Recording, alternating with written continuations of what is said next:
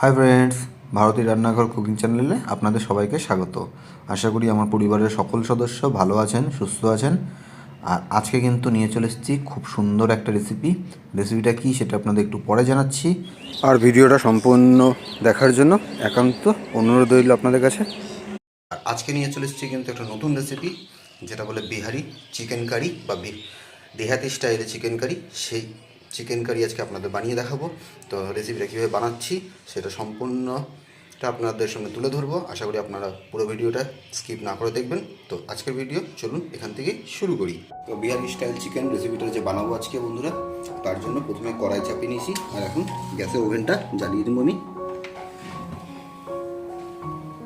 আর কড়াইটা গরম হলে এর মধ্যে আমরা সরষের তেল দেবো। তো বন্ধুরা, কড়াই গরম হয়ে গেছে আর এখন এর মধ্যে দিয়ে নেব আমি সরষের তেল। সরষের তেলটা গরম হলে তারপর আমরা আমাদের যে রেসিপিটা সেটা প্রিপারেশন রেডি করব।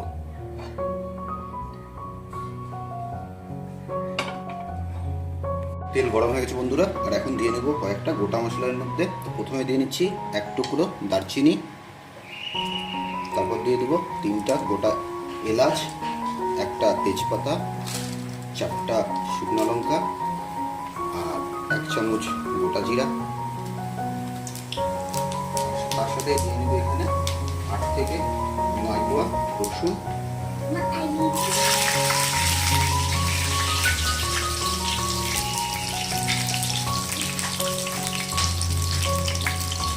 তার সাথে দিয়ে নেব 1 টুকরো কুচনো আদা। এখন মশলাটাকে আমরা ভালো করে কুক করব।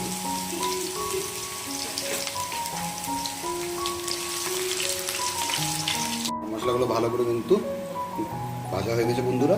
আর এখন এর মধ্যে দিয়ে নেব 2টা বড় সাইজের পেঁয়াজ, যেটা আমি আগে থেকে কুচি করে রেখেছিলাম।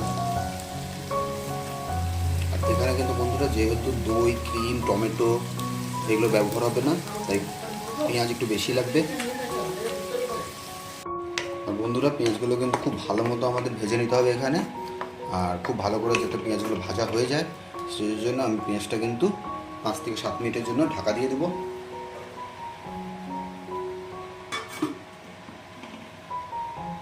আর যতক্ষণ পেঁয়াজগুলো ভাজা হচ্ছে বন্ধুরা, ততক্ষণ আমরা একটা পেস্ট বানিয়ে নিব। তার জন্য প্রথমে দিয়ে নিচ্ছি রসুন, তারপর দিয়ে নেব আদা। এটা কিন্তু বন্ধুরা একদম মিহি পেস্ট বানাবো না, এটা রাফ চপ করলেই হলো, রাফ পেস্ট। আর তার সাথে দিয়ে নেব 5টা কাঁচা লঙ্কা। আপনারা যদি ঝাল খেতে পছন্দ না করেন বন্ধুরা, তাহলে কিন্তু কাঁচা লঙ্কাটা অ্যাভয়েডও করতে পারেন। আর এখন এটা রাফ পেস্ট বানিয়ে নেব আমি। পেঁয়াজগুলো কিন্তু বন্ধুরা ভাজা হয়ে গেছে ভালো মতো। আর এখন পেঁয়াজের যাতে জলটা ছেড়ে দেয় তাড়াতাড়ি, তার জন্য দিয়ে নেব উপর থেকে লবণ। এখানে বন্ধুরা পরিমাণ মতো আপনারা লবণটা দিয়ে দেবেন। আর তার সাথে বন্ধুরা অ্যাড করে দেবো 2টা গোটা রসুন। আর এখন এটা ভালো মতো ভেজে নেব, ঢাকা দিয়ে আবার ভাজবো, তাতে কী হবে রসুনটাও তাড়াতাড়ি সেদ্ধ হয়ে যাবে।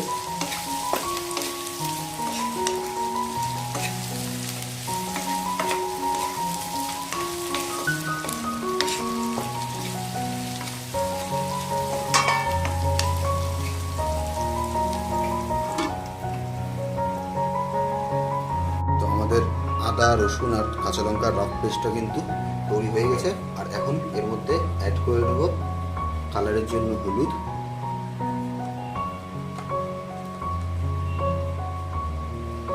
তার সাথে দিয়ে নেব কাশ্মীরি লাল লঙ্কার গুঁড়ো। এটা কিন্তু বন্ধুরা ঝাল কম হয়, কালারের জন্যই ব্যবহার করা হয় মেনলি। আর ঝালের জন্য দিয়ে নেব শুকনো লঙ্কার গুঁড়ো।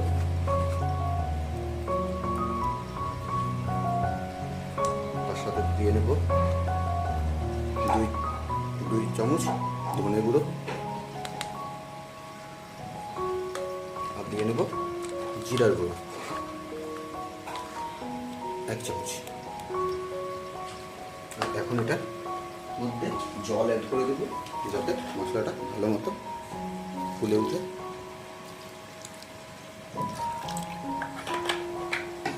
এবার ভালো করে এটা আমি মিক্স করে নেব সব মশলাগুলোর সাথে।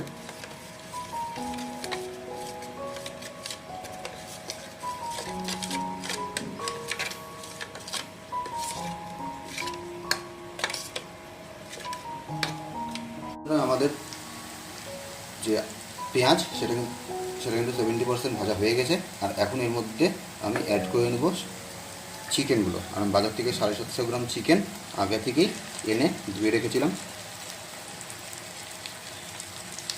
সেটা এখন দিয়ে নেওয়ার পালা।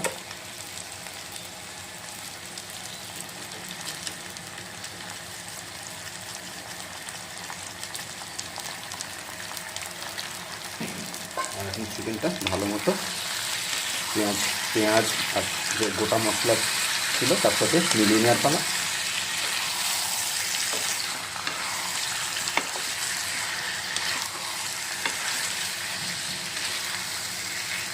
আর মশলাগুলোর সাথে মাংস কিন্তু ভালো মতো মিক্স করা হয়ে গেছে। আর এখন এটা আমি ঢেকে দেবো 12 মিনিটের জন্য। তো বন্ধুরা 12 মিনিট হয়ে গেছে। আর এখন আমরা ঢাকনাটা খুলে দিচ্ছি। আর দেখুন মাংস থেকে কিন্তু জল ছেড়ে দিয়েছে। আর এই মাংসের জলেই কিন্তু মাংসটা আমরা সেদ্ধ করব। আমরা কিন্তু কোনো এক্সট্রা জল এখানে ব্যবহার করব না। আর এখন সময় হয়ে গেছে বন্ধুরা যে মশলাটা আমরা বানিয়ে রেখেছিলাম সেটা দিয়ে নিয়ে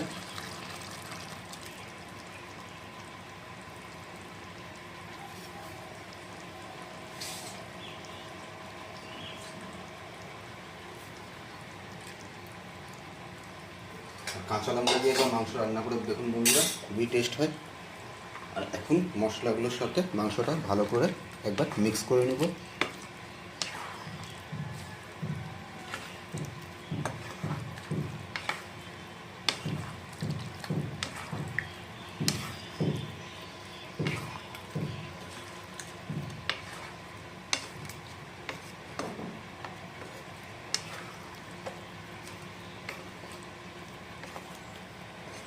এখন বন্ধুরা সময় হয়েছে স্বাদ মতো লবণটা দিয়ে নেওয়ার।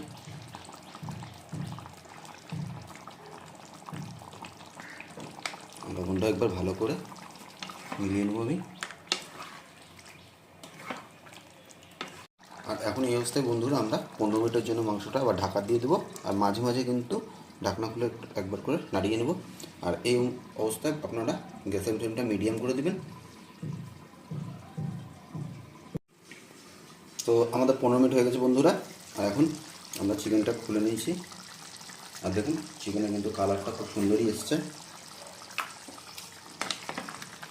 আর এখন আমরা খোলা অবস্থায় আরও 5 মিনিট চিকেনটা এভাবেই ফুটতে দেব। আর এখন বন্ধুরা এর মধ্যে দিয়ে নেব গুঁড়া গরম মশলা। আর কিন্তু বন্ধুরা কোনো উপকরণ আর দিব না, আমাদের সব উপকরণ দেওয়া শেষ। এবার গুঁড়া গরম মশলাটা একটু ভালো করে মিলিয়ে নেব।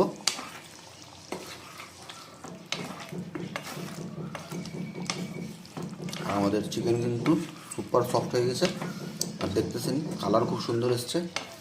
আর অনুরোধ রইল বন্ধুরা বাড়িতে একবার আপনারা ট্রাই করে দেখবেন এই রেসিপিটা।